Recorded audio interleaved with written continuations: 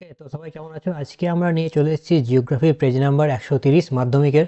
তো সবার test paper practice কেমন চলছে? আশা করি সবার ভালো করে প্র্যাকটিস চলছে। তো আজকে আমাদের জিওগ্রাফির টেস্ট পেপার যে রয়েছে এবিটিএস, সেটার 130 নম্বরের যে শর্ট কোশ্চেন রয়েছে সেগুলো আমরা সলভ করব। তো চলো ঝটপট করে আমরা শুরু করে দিই, দেরি করে কোনো লাভ নেই।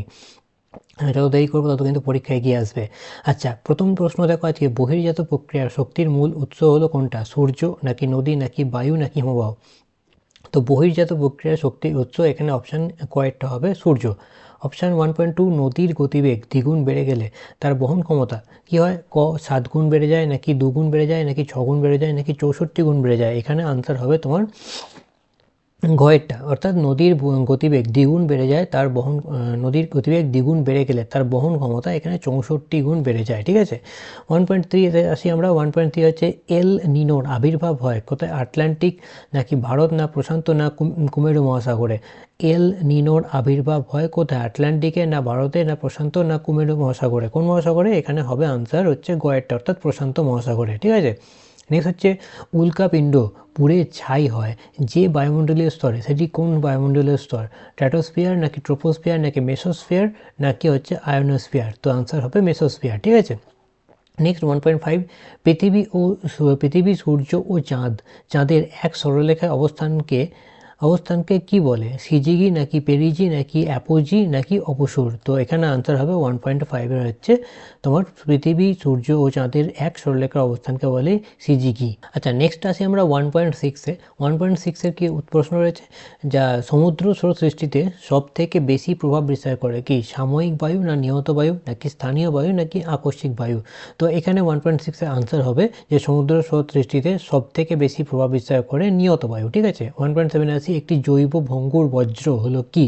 কোচ নাকি প্লাস্টিক নাকি কাগজ নাকি পারদ? তো একটি জৈব ভঙ্গুর পদার্থ হলো এখানে তোমার কাগজ। ঠিক আছে, নেক্সট হচ্ছে ভারত ও পাকিস্তানের সীমানা নির্দেশনকারী লেখাটি হলো কি? ম্যাকমোহন লাইন নাকি র্যাডক্লিফ লাইন নাকি ডুরান্ট লাইন নাকি কোনোটাই নয়? সো এখানে আনসার হবে 1.8-এর এটা কোনোটাই না। ভারতের সর্বাধিক প্রচলিত জলসেচ পদ্ধতি কোনটা? কূপ নলকূপ পদ্ধতি নাকি খাল পদ্ধতি নাকি জলাশয় পদ্ধতি নাকি ফোয়ারা পদ্ধতি? তো 1.9-এর আনসার হবে ভারতের সর্বাধিক প্রচলিত জলসেচ পদ্ধতি হলো এখানে তোমার কূপ ও নলকূপ পদ্ধতি। ঠিক আছে, 1.10 আসি। ভারতে কোন প্রকার অরণ্যের পরিমাণ সর্বাধিক? আর্দ্র পর্ণমোচী নাকি শুষ্ক পর্ণমোচী নাকি ক্রান্তীয় চিরহরিৎ নাকি ম্যানগ্রোভ? গয়ের আনসার এখানে হচ্ছে 1.10। আমাদের ভারতের কোন প্রকার অরণ্যের পরিমাণ সবচেয়ে বেশি? এখানে হচ্ছে আনসার হবে তোমার কয়েকটা, অর্থাৎ শুষ্ক পর্ণমোচী। ঠিক আছে, ভারতে কোন প্রকার অরণ্যের পরিমাণ সর্বাধিক? শুষ্ক পর্ণমোচী। আচ্ছা, নেক্সট হচ্ছে আমাদের এখানে ভারতে অবস্থিত হিমালয়ের সর্বোচ্চ শৃঙ্গ কোনটা? এভারেস্ট নাকি কাঞ্চনজঙ্ঘা নাকি কেটু নাকি সান্দাকফু? তো 1.11 আমাদের আনসার হবে হচ্ছে কাঞ্চনজঙ্ঘা। ঠিক আছে, ভারতের অবস্থিত সর্বোচ্চ হিমালয়ের সর্বোচ্চ শৃঙ্গ হচ্ছে কাঞ্চনজঙ্ঘা। 1.12 আসি। সোনালী তন্তু কাকে যে ফসলকে বলা হয় সেটি কি? কার্পাস নাকি পাট নাকি চা নাকি কফি? আমরা সবাই জানি 1.12 এখানে পার্ট হবে। আচ্ছা, নেক্সট হচ্ছে ভারতের বৃহত্তম পেট্রোরসায়ন শিল্পর কেন্দ্রটি হলো কোথায়? না ট্রম্বে নাকি জামনগর নাকি হলদিয়া নাকি কোয়ালি? তাহলে 1.13-এ আমাদের আনসার হবে হচ্ছে ভারতের বৃহত্তম পেট্রোরসায়ন শিল্পকেন্দ্রটি হচ্ছে জামনগর।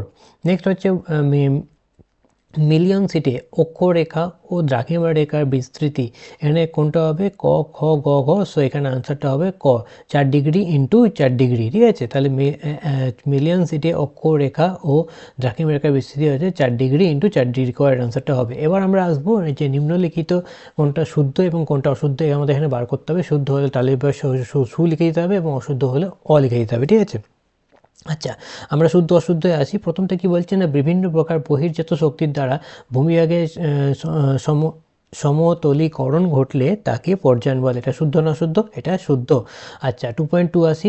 নীল নদের মোহনায় পাখির পা আকৃতির বদ্বীপ দেখা যায়। এটা শুদ্ধ না অশুদ্ধ? এটা অশুদ্ধ। 2.3-তে আসি। হিমালয়ের নীলকণ্ঠ শৃঙ্গটি একটি পিরামিড চূড়ার উদাহরণ। এটা শুদ্ধ না অশুদ্ধ? এটা শুদ্ধ। আচ্ছা, তারপর আমরা 4-টে আসি। লা নীলা হলো একটি নিনোর বিপরীত অবস্থা। এটা শুদ্ধ না অশুদ্ধ? এটাও শুদ্ধ। আচ্ছা, 2.5-এ আসি আমরা। গৌণ জোয়ার সৃষ্টির শক্তি হলো বিকর্ষণ বল। এটা শুদ্ধ না অশুদ্ধ? এটা শুদ্ধ। 2.6-এ আসি। শিবালিক ও হিমালয়ের মাঝে সংকীর্ণ উপত্যকাকে বলে তাল। এটা শুদ্ধ না অশুদ্ধ? এটা অশুদ্ধ। এবং 2.17 উত্তর পশ্চিম ভারতে শীতকালে বৃষ্টির কারণ হলো পশ্চিমী ঝঞ্ঝা। এটা শুদ্ধ না শুদ্ধ? এটাও শুদ্ধ হবে। আচ্ছা, এবার আমরা আসবো শূন্যস্থান পূরণে, যেখানে আমাদের 6টা শূন্যস্থান পূরণ করতে হবে। 7টা দেওয়া আছে, আমরা 7টাই করবো। আচ্ছা, তো প্রথম শূন্যস্থান হচ্ছে ড্যাশ স্তরকে বলা হয় প্রাকৃতিক সৌরপর্দা। আনসার হবে ওজোন স্তরকে বলা হয় প্রাকৃতিক সৌরপর্দা। ঠিক আছে, নেক্সট আমরা আসি মরু অঞ্চলে শুষ্ক অগভীর নদীখাতকে ড্যাশ বলে। আচ্ছা, মরু অঞ্চলে কি হচ্ছে? মরু অঞ্চলে শুষ্ক অগভীর নদীখাতকে ওয়াদি বলে। ঠিক আছে। আচ্ছা, নেক্সট হচ্ছে পৃথিবীর বৃহত্তম সামুদ্রিক মগ্নচড়া হলো ড্যাশ। পৃথিবীর বৃহত্তম সামুদ্রিক মগ্নচড়া হচ্ছে গ্র্যান্ড ব্যাংক। ঠিক আছে। জীবাণুর দ্বারা বর্জ্য পদার্থের বিয়োজনকে বলে ড্যাশ। তাই জীবাণুর দ্বারা বর্জ্য পদার্থের বিয়োজনকে আমরা কম্পোস্টিং বলি। ঠিক আছে। ভারতের কফি গবেষণা কেন্দ্রটির নাম কি? নাম ড্যাশ। তো এখানে আনসার হবে চিকমাগানুর। তাহলে ভারতের কফি গবেষণা কেন্দ্রটির নাম হলো চিকমাগানুর। আচ্ছা, এবার লাস্ট হচ্ছে আমাদের বৃষ্টির জল সংরক্ষণের অগ্রণী রাজ্যটি হলো ড্যাশ। এটা হবে তামিলনাড়ু। এবং 2.7 অর্থাৎ আমার যেটা এক্সট্রা দেওয়া ছিল, ভারতের সর্বাধিক অরণ্যাবৃত রাজ্য কোনটা? সেটা হচ্ছে মধ্যপ্রদেশ। আচ্ছা, এবার আমরা আসবো এর মধ্যে যে একটি শব্দে উত্তর দিতে হবে। ঠিক আছে। তো এখানে কিছু কোশ্চেন্স রয়েছে, সেই কোশ্চেন্সের আনসারগুলো আমরা করব। 6 নম্বর, এখানেও 8টা দেওয়া রয়েছে, দুটো বেশি দেওয়া রয়েছে। সো তোমরা 8টার মধ্যে এখানে তোমাদেরকে 6টা করতে হবে। তাহলে কোন তিথিতে জোয়ারের প্রাবল্য সব থেকে বেশি হয়? আনসার হবে অমাবস্যা তিথিতে জোয়ারের প্রাবল্য সব থেকে বেশি হয়। পৃথিবীর অ্যালবেডার পরিমাণ কত শতাংশ? আনসার হবে পৃথিবীর অ্যালবেডার পরিমাণ হচ্ছে 34%। আচ্ছা, এরপরে কি হচ্ছে আমাদের নেক্সট হচ্ছে একটি ল্যান্ডফিল গ্যাসের নাম বলে। একটি ল্যান্ডফিল গ্যাসের নাম হলো মিথেন। ঠিক আছে। আচ্ছা, এরপর কি হচ্ছে 2.4 ভারতের বৃহত্তম বেসরকারি লৌহ ইস্পাত কেন্দ্র কোনটি? আচ্ছা, ভারতের বৃহত্তম বেসরকারি লৌহ ইস্পাত কেন্দ্র হলো আমাদের জামশেদপুর। ঠিক আছে। এরপর আমরা পরেরটা দেখছি কোন শিল্পকে শিল্পের শিল্প বলা হয়? লৌহ ইস্পাত শিল্পকে শিল্পের শিল্প বলা হয়। ভারতের আদমশুমারি অনুযায়ী শহরের ন্যূনতম জনসংখ্যা কত হতে হবে? সো ভারতের আদমশুমারি অনুযায়ী শহরের ন্যূনতম জনসংখ্যা 5,000 হতে হবে। ভারতের উন্নয়নের জীবনরেখা বলা হয় কোন পরিবহন পথকে? ভারতের উন্নয়নের জীবনরেখা বলা হয় জলপথকে। ভারতের মহাকাশ গবেষণা সংস্থার নাম কি? আমরা সবাই জানি ইসরো। ভারতের মহাকাশ গবেষণা সংস্থার নাম হচ্ছে ইসরো। ঠিক আছে।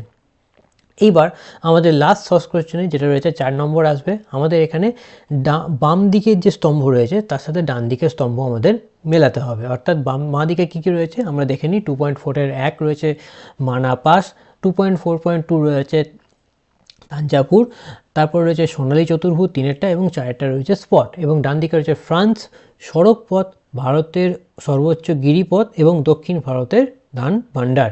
সো এখানে আমরা মেলাবো এবার আস্তে আস্তে। আচ্ছা, আমরা প্রথমে দেখছি 2.4.1 যেখানে লেখা আছে মানাপাস। তো মানাপাসে কী হচ্ছে? মানাপাস কোথায়? ভারতের সর্বোচ্চ গিরিপথ। ভারতের সর্বোচ্চ গিরিপথ হচ্ছে মানাপাস। অর্থাৎ 2.4.1 এদিকে ডান দিকে 3-এরটা হবে। ডান দিকে 3-এরটা হচ্ছে ভারতের সর্বোচ্চ গিরিপথ, এটা হবে। ঠিক আছে। 2.4.2 যেটা হচ্ছে থাঞ্জাভুর, যেটা আমাদের এখানে হবে তোমাদের ভারতের দক্ষিণ ভারতের ধান ভাণ্ডার। তাহলে হচ্ছে থাঞ্জাভুর, এদিকে দক্ষিণ ভারতের ধান ভাণ্ডার। ঠিক আছে। 2.4.3 সোনালী চতুর্ভুজ, এটা কী হবে? এটা হবে তোমাদের সড়ক পথ। তাহলে কী হচ্ছে না, সোনালী চতুর্ভুজ হচ্ছে সড়ক পথ। ঠিক আছে। আচ্ছা, এরপর হচ্ছে স্পট 2.4.4, এটা কোথায় হবে? এটা হবে ফ্রান্স। তো এই হচ্ছে তোমাদের বাম দিকে সে ডান দিকে মেলানো হয়ে গেল। এবং আজকের টেস্ট পেপার তোমাদের জিওগ্রাফি 130 যেটা ছিল সেটা কমপ্লিট হলো। এবং এর সাথে আমরা অন্যান্য সাবজেক্টও এখানে করাচ্ছি। আর তোমরা যদি কেউ হায়ার সেকেন্ডারি এবিটি আমাদের কাছে চলে এসছে, এই রিসেন্ট কিছুদিন আগে বেরিয়েছে, তোমরা যদি হায়ার সেকেন্ডারি যারা তোমাদের দাদারা বা দিদিরা রয়েছে তারা যদি প্র্যাকটিস করতে চায়, তোমরা হায়ার সেকেন্ডারি এর জন্য তোমাদের কিন্তু এগুলো তোমরা রেকমেন্ডেড করতে পারো অরিন্স একাডেমিকে। কেননা আমরা হায়ার সেকেন্ডারি সায়েন্সের কিছু সাবজেক্ট এবং আর্টসের কিছু সাবজেক্ট আমরা কভার করছি। কমার্সটা এই মুহূর্তে আমরা দেখছি না, তবে আমরা চেষ্টা করবো কমার্সটাকেও দেখার। আর তার সাথে যদি ভিডিও ভালো লাগে কী করতে হবে? তোমরা অবশ্যই জানো, চ্যানেলকে সাবস্ক্রাইব করতে হবে। আর আমরা কিন্তু আমাদের কমিউনিটি সেকশন, তোমরা চ্যানেল খুললেই দেখবে ওপরে প্রথমে হোম থাকে, ভিডিও থাকে, শর্ট থাকে, লাইভ থাকে, তারপর প্লেলিস্ট থাকে, তারপর কমিউনিটি থাকে। তো তোমরা কমিউনিটি সেকশনে গিয়ে কিন্তু তোমরা এখানে আমাদের কুইজ অর্থাৎ শর্ট কোশ্চেন আমরা মাল্টিপল চয়েস ওখানে দিচ্ছি। তোমরা চাইলে কিন্তু প্র্যাকটিস করতে পারো।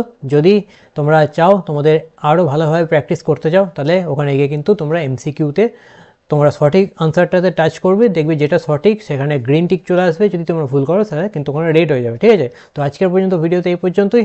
দেখা হচ্ছে আরেকটা ভিডিওতে, ততক্ষণ ভালো করে থাকো। চলো, দেখা হচ্ছে, টাটা।